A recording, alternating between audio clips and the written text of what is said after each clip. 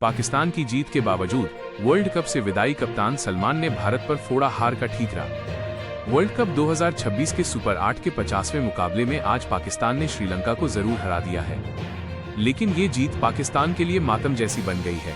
पल्ले केले के मैदान पर पाकिस्तान ने वो हासिल नहीं किया जिसकी उन्हें सेमीफाइनल में पहुंचने के लिए जरूरत थी। मैच खत्म होने के बाद पोस्ट मैच प्रेजेंटेशन में पाकिस्तान के कप्तान सलमान अली आगा ने एक ऐसा सनसनीखेज और चौंकाने वाला बयान दिया है जिसने पूरे क्रिकेट जगत में खलबली मचा दी है।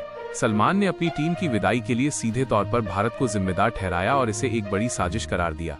आज के इस विशेष और लंबे वीडियो में हम आपको दिखाएंगे पाकिस्तान के कप्तान का वो पूरा बयान और वो कड़वा सच जो उन्होंने कैमरे के सामने उगला है। पूरी खबर जानने के लिए वीडियो के अंत तक जरूर बने रहे। और अगर आपको भी लगता है कि पाकिस्तान अपनी गलतियों से बाहर हुआ है न कि किसी साजिश से, तो वीडियो को एक लाइक जरूर करें। पल्ले केले के खूबसूरत अंतर्राष्ट्रीय स्टेडियम में आज पाकिस्तान और श्रीलंका के बीच सुपर 8 का वो ऐतिहासिक और सांस रोक देने वाला मुकाबला खेला गया, जिसका नतीजा ये तय करने वाला था कि पाकिस्तान की टीम सेमीफाइनल की फ्लाइट पकड़ेगी या फिर उसे शर्मनाक तरीके से कराची की वापसी टिकट करानी होगी। मैदान के चारों ओर तनाव का माहौल था और पूरे पाकिस्तान की दुआएं अपनी टीम के साथ थीं। टॉस जीतकर श्रीलंका के कप्तान दासुन शनाका ने पहले गेंदबाजी करने का फैसला किया, लेकिन पाकिस्तानी बल्लेबाजों के इरादे आज कुछ और ही थे।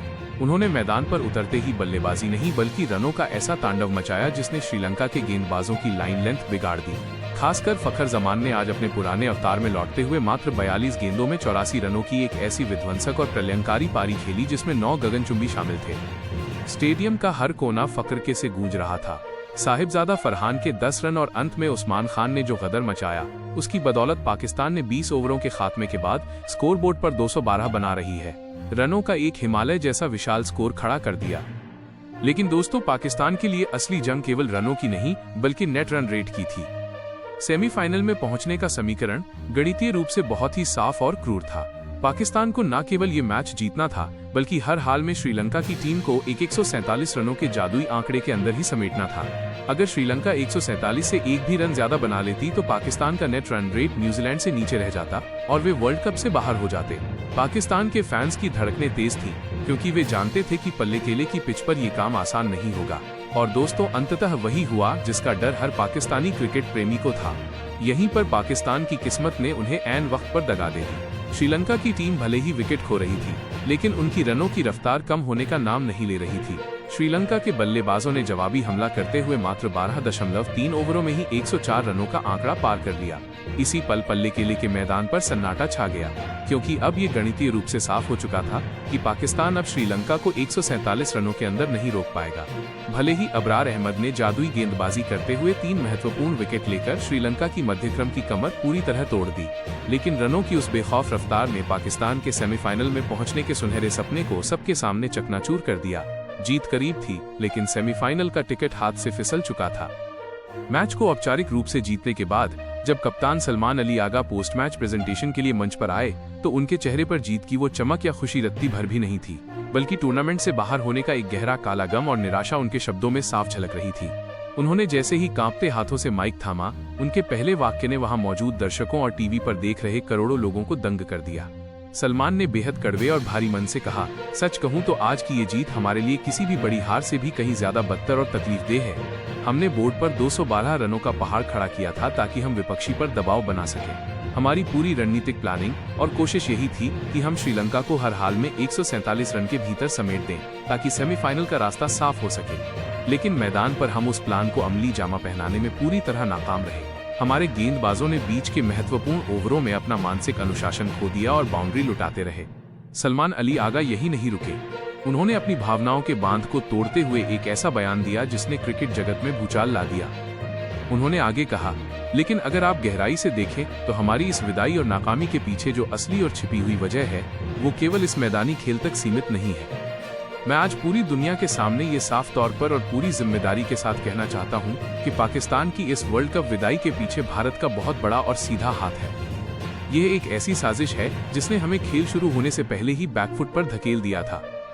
सलमान अली आगा ने अपने गुस्से को शब्दों में पिरोते हुए भारत पर बेहद गंभीर और तीखे आरोप लगाए। उन्होंने अपनी विदाई का सारा दोष पड़ोसी देश पर मढ़ते हुए कहा, आज पूरी दुनिया देख रही है कि कैसे भारत के क्रिकेट जगत में बढ़ते दबदबे और उनकी सोची समझी राजनीति की वजह से हमें श्रीलंका की इन मरी हुई और स्लो विकेटों पर अपने निर्णायक मैच खेलने के लिए मजबूर होना पड़ रहा है।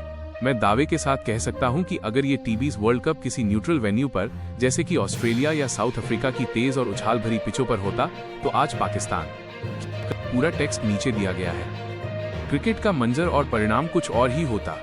हम एक ऐसी टीम है जो गति और उछाल पर खेलना पसंद करती है, लेकिन भारत की एक गहरी साजिश के तहत हमें ऐसी चुनौतीपूर्ण परिस्थितियों में जानबूझकर धकेला गया जहां गेंद पिच पर रुककर और फंस कर आ रही है। ऐसी पिचों पर हमारा नेचुरल और आक्रामक गेम पूरी तरह से दब कर रह गया है।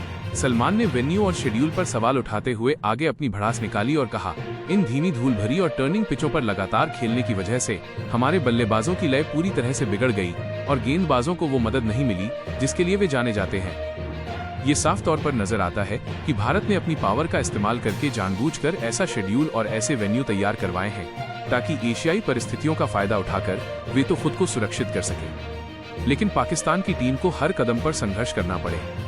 ये क्रिकेट के मैदान पर हमें हराने की नहीं बल्कि मैदान के बाहर से हमें टूर्नामेंट से बाहर करने की एक सुनियोजित चाल है। हालांकि इसी आवेश और गुस्से के बीच सलमान अली आगा ने थोड़ी कड़वी और तकनीकी सच्चाई को भी स्वीकार किया जिसने सबको सोचने पर मजबूर कर दिया। उन्होंने भरे मन से कहा, भले ही मैं आज बहुत दुखी हूँ, लेकिन एक बात हमें माननी होगी कि हमें भारत से ये सीखना होगा कि ऐसी खराब, चुनौतीपूर्ण और मुश्किल परिस्थितियों में भी खुद को कैसे ढाला जाता है। भारतीय टीम स्लो विकेटों और टर्निंग पिचों पर भी रास्ता निकालना बखूबी जानती है, और अगर हमें वर्ल्ड क्लास टीम बनना है तो हमें भी वही कला और वो मानसिक मजबूती सीखनी होगी। हमने इस पूरे टूर्नामेंट के दौरान कई बड़ी और बचकानी गलतियां की हैं जिन्हें नजरअंदाज नहीं किया जा सकता। जिम्बाब्वे के खिलाफ मिली वो हार हमें आज भी किसी कांटे की तरह चुभ रही है, जिसने हमारे सारे समीकरण बिगाड़ दिए। इंग्लैंड के खिलाफ मैच में भी हमने एक समय पर अपनी पकड़ पूरी तरह खो दी थी, और आज श्रीलंका के खिलाफ जीत हासिल करने के बावजूद नेट रन रेट की वजह से हम तकनीकी रूप से हार गए हैं। सलमान ने अपनी बात खत्म करते हुए बेहद भावुक होकर कहा, मैं आज भी ये मानता हूँ कि हम इस बार वर्ल्ड कप की ट्रॉफी उठाने के सबसे प्रबल हकदार थे। हमारे पास वो टैलेंटेड खिलाड़ी और वो टीम कॉम्बिनेशन था जो किसी भी टीम को धूल चटा सकता था, लेकिन अफसोस कि कुछ हमारी अपनी गलतियों और कुछ हमारी बाहरी ताकतों की साजिशों की वजह से आज हम सेमीफाइनल की दहलीज के इतने करीब आकर बिना क्वालिफाई किए वापस अपने घर जा रहे हैं। ये दर्द और ये कसक इतनी ज्यादा है कि इसे शब्दों में बयान कर पाना मेरे लिए नामुमकिन है। सलमान अली आगा का ये विस्फोटक बयान अब सोशल मीडिया के हर कोने में किसी परमाणु विस्फोट की तरह फैल चुका है और इसने क्रिकेट जगत को दो हिस्सों में बांट दिया है, जहां एक तरफ पाकिस्तान के कट्टर प्रशंसक इसे कप्तान की बेबसी और उनके साथ हुआ अन्याय बता रहे हैं, वहीं दूसरी तरफ भारतीय फैंस और पूर्व क्रिकेट दिग्गज इसे पाकिस्तान की पुरानी आदत बहानेबाजी दे रहे हैं। हकीकत तो ये है कि क्रिकेट के आंकड़ों में ये साफ दिखता है कि पाकिस्तान ने टूर्नामेंट के शुरुआती और आसान मैचों में जो लापरवाही की उसकी भारी सजा उन्हें आज पल्ले केले में भुगतनी पड़ी है। श्रीलंका में खेलना पाकिस्तान के लिए कोई नई बात नहीं थी, क्योंकि वे यहाँ अक्सर एशिया कप और द्विपक्षीय सीरीज खेलते रहते हैं, लेकिन दबाव के निर्णायक क्षणों में उनकी गेंदबाजी और फील्डिंग का बिखर जाना ही उनकी विदाई की मुख्य वजह बनी है। तो मेरे प्यारे दोस्तों, क्या आपको भी लगता है कि पाकिस्तान के बाहर होने में भारत का कोई हाथ है, या फिर सलमान अली आगा केवल अपनी टीम की नाकामियों को छिपाने के लिए भारत का नाम ले रहे हैं? क्या पाकिस्तान वाकई अपनी गलतियों की वजह से बाहर हुआ है?